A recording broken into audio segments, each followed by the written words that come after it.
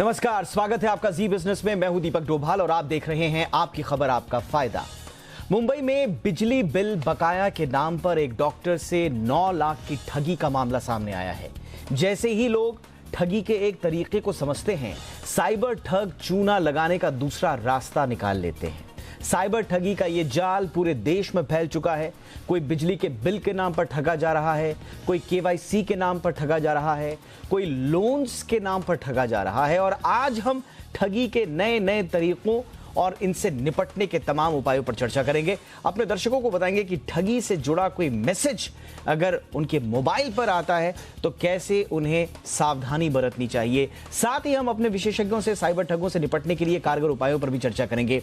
और इस बीच हमने एक स्टिंग ऑपरेशन भी किया है, जिसमें एक ठग का हमने पर्दाफाश किया है, वो भी आपको दिखाएंगे।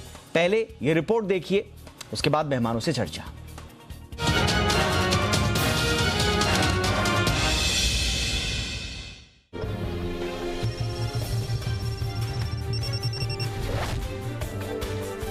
मुंबई के एक सीनियर सिटीजन डॉक्टर से बिजली बिल बकाया के नाम पर फ्रॉड कर ठग ने 1 घंटे के अंदर 9 लाख रुपए उड़ा दिए। ये घटना चौंकाने वाली हो सकती है, लेकिन देश के कई हिस्सों में बिजली बिल भरने के नाम पर फ्रॉड के मामले सामने आ रहे हैं। ऐसे में एक जागरूक चैनल होने के नाते हम लगातार अपने दर्शकों को साइबर ठगों के खिलाफ आगाह करते आ रहे हैं। इसी कड़ी में आज हम आपको ठगों के इस तरह के नए फ्रॉड पर खुलासा कर रहे हैं। आजकल बिजली कटौती जोरों पर है और इसका फायदा लेने से ठग चूक नहीं रहे। जिस तरह मुंबई के डॉक्टर के पास फ्रॉड मैसेज आया था, उसी तरह का मैसेज जी बिजनेस के संवाददाता के मोबाइल पर भी आता है, जिसमें संवाददाता से बिजली का बिल अपडेट करने के लिए कहा जाता है और बिल को न भरने पर बिजली काटने की चेतावनी दी जाती है। मैसेज के साथ आखिर में कांटेक्ट करने के लिए एक मोबाइल नंबर दिया जाता है। जब हमारे संवाददाता मैसेज में दिए गए नंबर पर फोन कर ठग से बिजली बिल के बारे में अपडेट पूछते हैं, तो ठग प्ले स्टोर से क्विक सपोर्ट नाम के एक ऐप को डाउनलोड करने के लिए कहता है। मैं आपको प्रोसीजर बता दे रहा हूँ। आप अपना मोबाइल का प्ले स्टोर ओपन कीजिए। अच्छा, कर दिया प्ले स्टोर ओपन। वहाँ पे सर्च कीजिए update quick support. Team quick support को इंस्टॉल कीजिए सर आप। लेकिन जब जी बिजनेस के संवाददाता बिल ड्यूज के बारे में पूछते हैं, तो ठग की ओर से जवाब आता है कि ऐप पर बिल अपडेट करते ही बिजली बिल की बकाया रकम का पता चल जाएगा। बिल को अपडेट कर मेल कर दिया जाएगा। अब तक पूरा माजरा समझ में आ चुका था। हमारे संवाददाता ठग को फंसाने के लिए झूठ बोलते हैं कि वो ऐप डाउनलोड कर रहे हैं। ठग हमारे संवाददाता से कहता है कि एग्री एंड कंटिन्यू को क्लिक करें, एक आईडी नंबर आएगा। अभी आपको अलावा आएगा बिजली विभाग ऑफिस से। आईडी नंबर बताइए। आईडी नंबर आ गया ना? जी बताइए। 189284679। अभी आपको अलावा आएगा। एक बार नंबर बोलिए दोबारा। 189 284 679। 189 248 679। यस। हमारे संवाददाता उसे एक झूठा आईडी नंबर बताते हैं। जाहिर है, जैसे ही वो फेक आईडी नंबर पाता है, हमारे संवाददाता पर भड़क जाता है और गाली गलौज करने लगता है। गाली क्यों दे रहे हो यार? ऐसा आईडी नंबर रहता है किसी को। सच्चाई ये है कि अगर हमारे संवाददाता ठग की बातों में आ जाते और ऐप डाउनलोड कर उसे जैसे ही आईडी शेयर करते, उनका फोन हैक हो जाता और मोबाइल का सारा डेटा और ऑपरेशन ठग के हाथ जाता। वो उनके अकाउंट्स के सारे पैसे साफ कर देता। हैरानी की बात तो ये है कि जब ठग को पुलिस से शिकायत करने की बात कही गई, तो ठग ने पुलिस को नहीं बख्शा। यानी ऐसे साइबर ठगों को पुलिस से कोई डर नहीं लगता। मैं पुलिस को कंप्लेन कर दूंगा ना। तो क्या उखाड़ पुलिस को कंप्लेन कर। आजकल ठगी का एक और तरीका खूब फल फूल रहा है। अब तक आपने फर्जी लोन ऐप से कर्ज लेने वालों को प्रताड़ित करने का मामला सुना होगा, लेकिन अब ये ठग उन लोगों को भी परेशान करने लगे हैं जिन्होंने मोबाइल ऐप से कभी लोन लिया ही नहीं, लेकिन उन्हें लोन रिकवरी के मैसेज और फोन आ रहे हैं। मैसेज में लोन के ड्यू डेट के बारे में लिखा होता है, साथ ही एक लिंक के साथ कॉन्टैक्ट नंबर दिया होता है। लोन न चुकाने पर हैवी पेनल्टी लगाने की बात लिखी होती है। कस्टमर जानता है कि उन्होंने लोन नहीं लिया है, फिर भी कौतूहलवश या लोन चेक करने के लिए जैसे ही मैसेज में दिए गए लिंक पर जाते हैं, उनका मोबाइल हैक हो जाता है और कुछ ही पलों में पता चलता है कि ग्राहक के अकाउंट से पैसे साफ हो चुके हैं। हम आपको आगाह करते हैं कि ऐसी किसी लिंक या मैसेज को इग्नोर करें। जिस नंबर से मैसेज आया है उसे ब्लॉक कर दें। साथ ही ऐसे नंबर को व्हाट्सएप पर सर्कुलेट कर दें ताकि आपका कोई जानने वाला ऐसे ठगों के चंगुल में न फंसे। खुद भी सचेत रहें और दूसरों को भी इन साइबर ठगों के खिलाफ जागरूक करें। अनुराग शाह, जी मीडिया। तो जी बिजनेस आपको लगातार इस तरह के मामलों से अपडेट कराते रहता है, आगाह कराते रहता है और इस बार हमने ये स्टिंग ऑपरेशन खास तौर से उन लोगों के लिए किया है जो लोग बार बार इस तरह की ठगी का शिकार हो जाते हैं और हमने उन लोगों के लिए भी स्टिंग किया है जो संभावित ठगी का शिकार हो सकते हैं। ऐसे ठगों से वो इस तरह के जालसाजों के झांसे में ना आए, इसके लिए हमने ये स्टिंग ऑपरेशन आपके लिए किया है। अब इस पर चर्चा भी करते हैं कि आखिर हौसले क्यों बुलंद हैं ऐसे ठगों के। बातचीत करने के लिए इस वक्त मेरे साथ 3 खास मेहमान जुड़ चुके हैं। आशुतोष श्रीवास्तव है हमारे साथ, जाने माने साइबर लॉ एक्सपर्ट हैं। आशुतोष, बहुत बहुत स्वागत है आपका। हमारे साथ हैं एलन राव सर, जो कि पूर्व डीसीपी हैं स्पेशल सेल दिल्ली पुलिस के। राव सर, बहुत बहुत स्वागत है आपका हमारे शो पर। और हमारे साथ हैं दीपिका सिंह, साइबर एक्सपर्ट हैं, हमारे साथ स्टूडियो में जुड़ी हैं। दीपिका, आपका भी बहुत बहुत स्वागत है। राव सर, मैं आपके पास आना चाहूंगा। अक्सर जब कभी कोई जालसाजी का कोई शिकार होता है तो उसको एक उम्मीद ये रहती है कि अगर पुलिस का नाम ले लेंगे तो शायद ये सकपका जाएगा, छोड़ देगा, भाग जाएगा। आप देख रहे हैं जैसे ही पुलिस का नाम लिया, इतनी अभद्र भाषाएं और अपशब्द उसमें इस्तेमाल किए गए कि पूरा का पूरा हम ऑडियो सुना नहीं सकते हैं। लेकिन आप देखिए, वो इत्मीनान से पुलिस का नाम लेने के बाद पूरे इत्मीनान से वो कह रहा है कि आपको जो करना है वो कीजिए, पुलिस को भी हम देख लेंगे। ये कॉन्फिडेंस, जो डिटरेंस होनी चाहिए सर पुलिस का नाम सुनते ही, जो भय होना चाहिए, ये हौसले बुलंद होने का क्या आप इसके पीछे का वजह मानते हैं सर? देखिए डोभाल जी, ऐसे लोग जो ये ऐसा क्राइम करते हैं, करते करते उनके हौसले अपने आप बुलंद हो जाते हैं। मैं इनका मोडस ऑपरेंडी बता देता हूं, क्योंकि हमने कई गैंग ऐसे पकड़े हैं जो ऐसा करते हैं। ये लोग एक कोई किराए के मकान में या ऐसे कोई कमरे में रहते हैं, 2-3 आदमी बैठ के करते हैं। और इस प्रकार से मैं आपको एग्जांपल बता दूं, मान लो दिन में 100 आदमी को भी कॉल करते हैं, तो 100 आदमी में अगर 10 आदमी भी इनकी इस बात का शिकार हो जाते हैं, 90 आदमी समझदार हो सकते हैं, 10 आदमी फिर भी मिल जाते हैं। तो इस प्रकार से डेली इनका इतना कॉन्फिडेंस बढ़ जाता है। और वो जो मोबाइल नंबर जिससे बात करते हैं, जो इनके पास वो जो कम्युनिकेशन के जो साधन है, वो इस प्रकार के होते हैं कि उनको पुलिस आसानी से पकड़ भी नहीं सकती। वही कॉल है, दूसरे और प्रकार के कई ऐसे अननोन जो अनरजिस्टर्ड नंबर हैं, या यही तो सवाल है सर। पुलिस, आप कह रहे हैं ऐसे नंबर मिल जाते हैं, आप कह रहे हैं पुलिस आसानी से नहीं पकड़ पाती। मैं इसी लाचारगी की वजह जानना चाहता हूं सर। यस, अगर पुलिस नहीं पकड़ पा रही है तो हम किसके पास जाएंगे? मैं इसको कंप्लीट कर दूं जरा। बोलिए सर। मैं कंप्लीट कर दूं मैं जरा। ये देखिए, इनके हौसले बढ़ते हैं। हौसले बढ़ने के बाद जिस दिन ये पकड़े जाते हैं, सारे हौसले इनके चकनाचूर हो जाते हैं। लेकिन मैं आपको बता दूं, ऐसे गैंग कई काम कर रहे हैं, सारे के सारे नहीं पकड़े जाते हैं। और वो इस प्रकार से अपना कॉन्फिडेंस दिखाते हैं, जैसे गाली दे दी, आपके रिपोर्टर को भी गाली दे दी है, तो ये अपना कॉन्फिडेंस दिखाना चाहते हैं। अंदर से कॉन्फिडेंस नहीं होता इनका। जिस दिन ये पकड़े जाएंगे, सारा कॉन्फिडेंस धराशायी हो जाता है। और ये एक दिखावे के तौर पे एक प्रकार से गाली भी देते हैं और धमकाते भी हैं इस प्रकार से करने के लिए। तो मैं समझता हूं कि इनकी रिपोर्ट तुरंत करनी चाहिए। पुलिस सक्षम है, धीरे धीरे पकड़े जाएंगे। सारे के सारे पकड़े जाते हैं, सारे नहीं पकड़े जाते हैं। मान लो 100 रिपोर्ट हुई है तो उसमें आधे पकड़े गए, आधे नहीं पकड़े गए, आधे फिर कभी पकड़े जाएंगे। तो आपके माध्यम से मैं बताना चाह रहा हूं आम जनता को, कोई भी ऐसी साइबर ठगी की कोई वारदात होती है, घटना होती है किसी के साथ भी, वो उसको तुरंत पुलिस को जरूर बताएं। पुलिस कभी न कभी डेफिनेटली उनको पकड़ेगी और वो राव सर, मैं आपकी बात समझ रहा हूं। जाएगा और जो आप बात करें वो कॉन्फिडेंस चूर हो जाएगा। राव सर, मैंने आपकी कार्यशैली भी देखी, बड़े एक जिम्मेदार अधिकारी आप रहे हैं, मैं जानता हूं। लेकिन आप जो कह रहे हैं ना सर कि एक आध दो छूट जाते हैं या धीरे धीरे पकड़े जाएंगे, मुंबई का केस याद कीजिए सर, हमने 3 दिन पहले शो किया था। उसके साथ लोन ऐप के जरिए ठगी हुई, पुलिस के पास वो गया, पुलिस उसे टहलाती रही और लास्ट में जब उसके मॉफ्ट वीडियोस और मॉफ्ट पिक्चर्स उसके दोस्तों को, रिश्तेदारों को भेज दी गई, उस आदमी ने आत्महत्या कर ली सर। तो हम ये मान के बैठे सर कि कभी ना कभी पकड़े जाएंगे।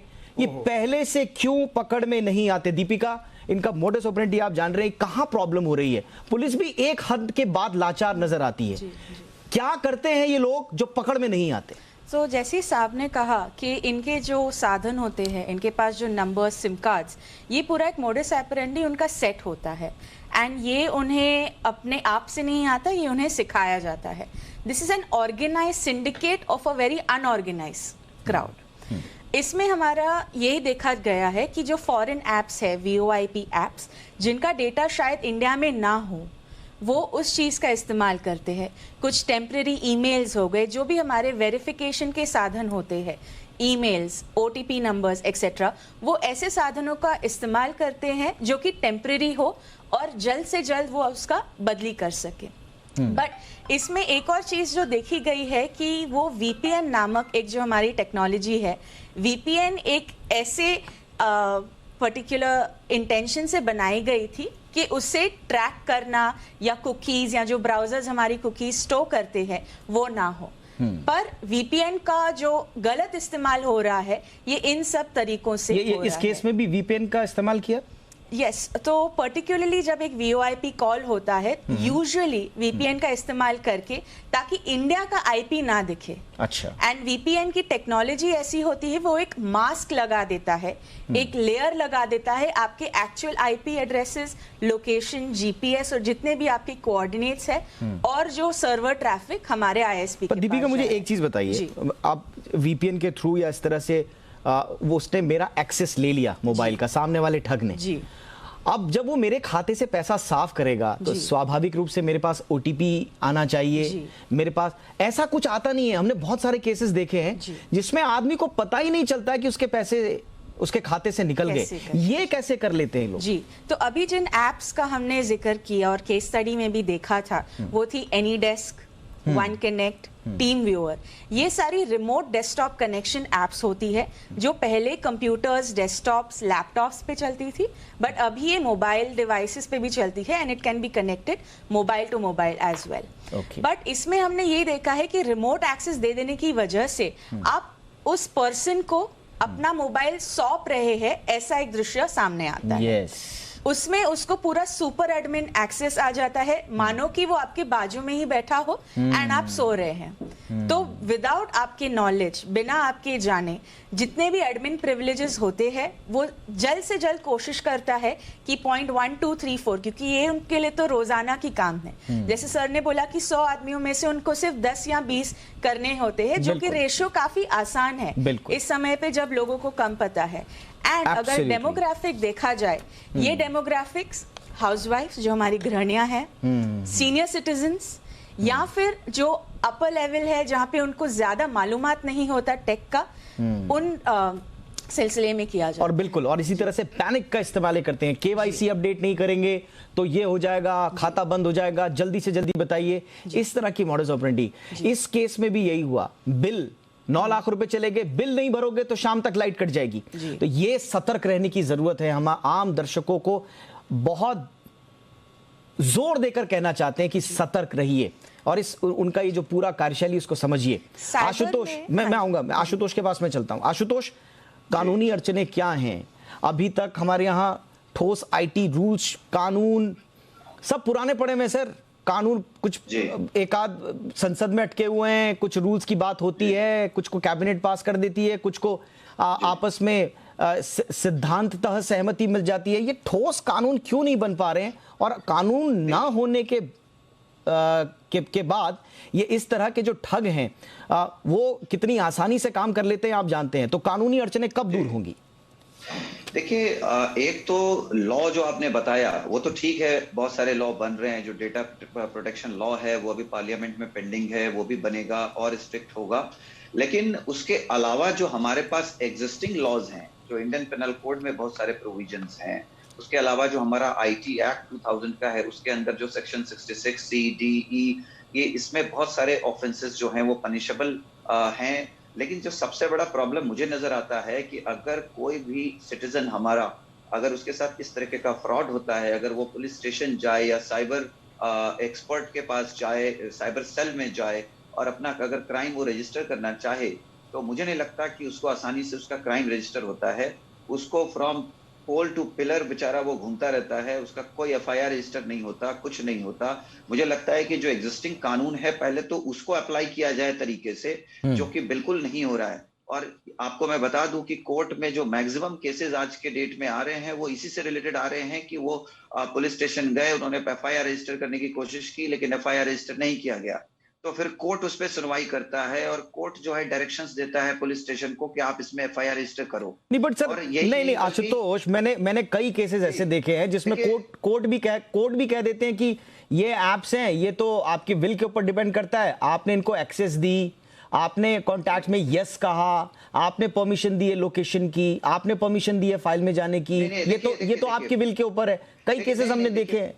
देखिए परमिशन तो ये कह के नहीं दिया ना कि आप मेरे अकाउंट से पैसा जो है उड़ा दो या आप किसी दूसरे अकाउंट में ट्रांसफर कर दो, इसके लिए तो परमिशन नहीं दिया ना। इसके लिए तो परमिशन नहीं दिया कि आप क्राइम कर लो, आप मेरे साथ फ्रॉड कर लो, आप मुझे चीट कर लो, इसके लिए तो कोई परमिशन नहीं दिया गया। परमिशन तो किसी और पर्पस के लिए दिया गया जिसके लिए जो है ल्योर किया गया था उसको। जैसे यहाँ पे बिजली बिल की बात हो रही है तो बिजली क्या किसी को लोन जो है रिकवर करने की बात हो रही है। आप देखिए अभी कुछ ही दिन पहले आप ही ने रिपोर्ट किया जहां पे जो बॉम्बे का जो एक पर्सन था जो एक लोन फ्रॉड का शिकार हुआ, उसका एफआईआर क्यों नहीं रजिस्टर किया गया? वो तो उसके डेथ के बाद जब उसने सुसाइड कर लिया तब जो है सुसाइड का केस बनाया गया, डिफॉर्मेशन का केस बनाया गया। जब उसका मॉफ्ड पिक्चर्स को, उसका मोबाइल को हैक करके जब मिसयूज किया गया तब जाकर के पुलिस सीरियस हुई। तो मुझे लगता है कि सीरियसनेस की जरूरत है और ऐसा नहीं कि लॉ नहीं है हमारे पास, लॉ तो हमारे पास है ही, लेकिन उसका एप्लीकेशन कैसे होगा? अब जहां तक इन्वेस्टिगेशन, अब आप सही कह रहे हैं, मैं आऊंगा सर इसके पास। राव सर, अब सब कुछ हमारे सामने है सर, किया क्या जाए, इसका समाधान क्या हो? अब देखिए समाधान इसमें सबसे जरूरी है कि पब्लिक अवेयर हो, हर नागरिक अवेयर हो। बार बार जैसे आपके चैनल्स में बड़ा आपको साधुवाद देता हूँ कि आपने अपने चैनल से ऐसे इंपॉर्टेंट जो पब्लिक इंटरेस्ट के जो शोज हैं आप दिखा रहे हैं, इससे आम पब्लिक को जानकारी होगी किस प्रकार से वो झांसे में ना आए और किसी प्रकार के प्रलोभन में भी ना आए, क्योंकि इसमें ये लालच देते हैं। और दूसरा, जल्दी बड़ी करते हैं। कभी भी किसी केस में अगर कोई कॉलर नहीं है कहा कि जल्दी कर दीजिए, आपका ये हो जाएगा, वो कुछ नहीं होने वाला है।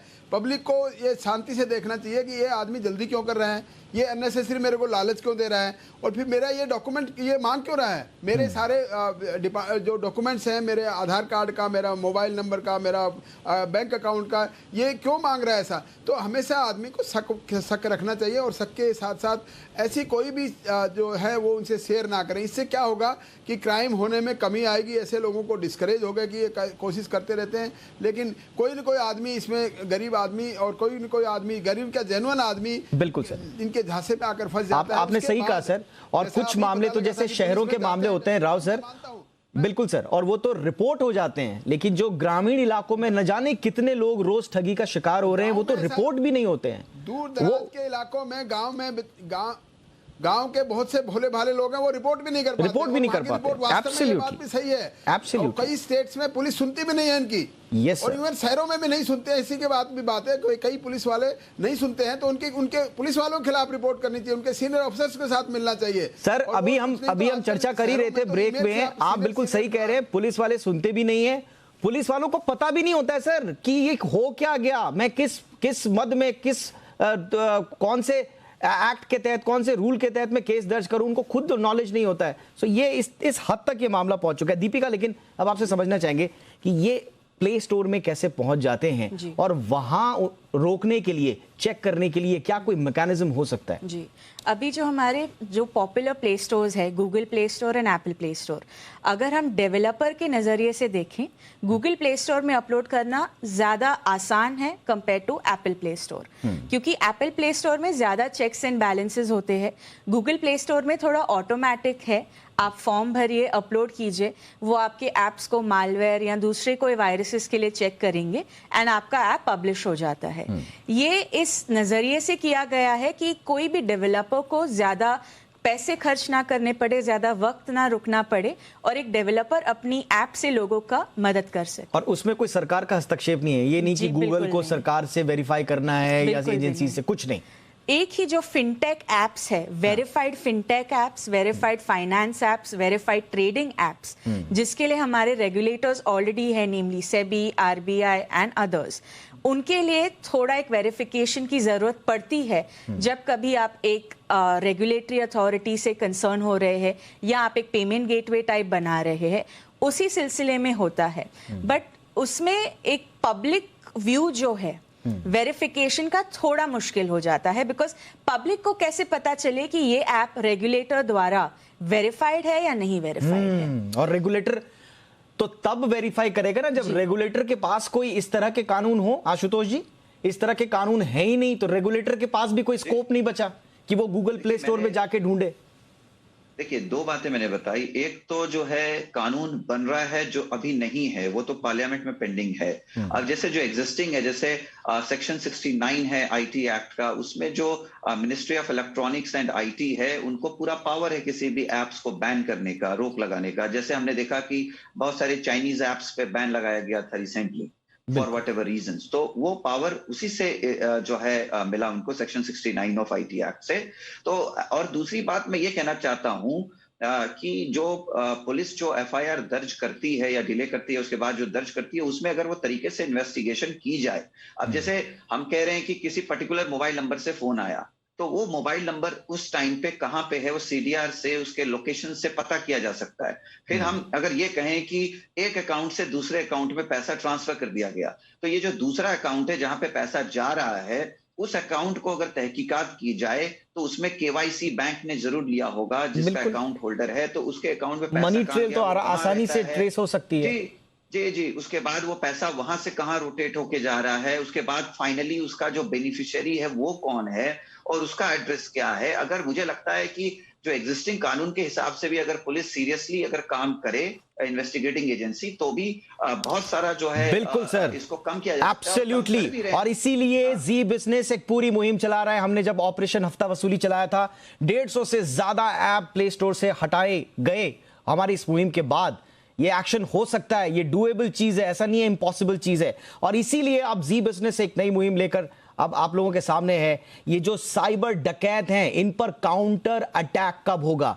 इन्हें आप साइबर आतंकवादी समझिए, जिन जैसे आतंकवादियों का खात्मा अटैक करके काउंटर अटैक से किया जाता है, इनका भी कीजिए। विल पावर चाहिए, स्ट्रैटेजी चाहिए, रणनीति के साथ काम करेंगे तो इनका खात्मा जरूर होगा। हमारा यह मानना है, बस तंत्र, सरकार, सत्ता सब मिलकर अगर काम करें तो एक भी नागरिक ठगी का शिकार ना हो। उम्मीद यही है कि कुछ ना कुछ एक्शन इस पर जरूर होगा और जल्द होगा। बहुत बहुत शुक्रिया आप तीनों का हमारे साथ जुड़ने के लिए। Ashutosh, thank you so much, आपने वक्त निकाला। Rao sir, thank you so much sir, आपका वक्त निकाला आपने हमारे लिए। दीपिका सिंह, आपका भी बहुत बहुत शुक्रिया। आपकी खबर आपका फायदा में इतना ही। इजाजत दीजिए, बने रहिए जी बिजनेस के साथ। नमस्कार।